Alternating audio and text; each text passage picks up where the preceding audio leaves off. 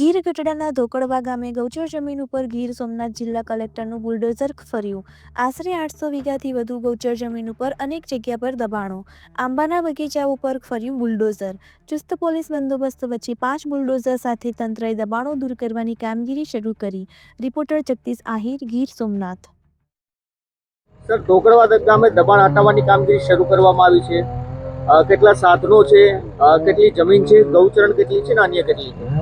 ધોકડવા ગામે અગાઉ ગૌચરની દબાણની પૂરેપૂરી માપણી થઈ છે અને માપણીના અનુસંધાને 800 વીઘાથી વધુ જમીનનું દબાણ નીકળે છે।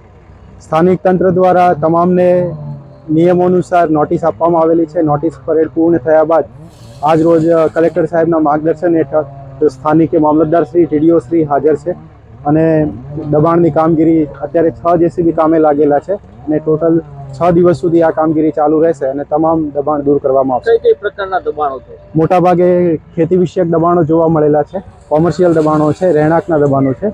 એમાં રહેણાંકના દબાણોને આપણે સરકારની ગાઈડલાઇન પ્રમાણે એક ચાન્સ આપી અને જે મકાન વિહોણા છે અને માત્ર એક જ મકાનની જેમની જોડે ઉપલબ્ધ છે એમના માટે પ્લોટિંગની આપણે પ્રોપર વ્યવસ્થા કર્યા બાદ એ દબાણ દૂર કરીશું। એ સિવાયના તમામ કોમર્શિયલ અને ખેતી વિષયક દબાણો છે એ આગામી 6 દિવસમાં દૂર કરવામાં આવશે।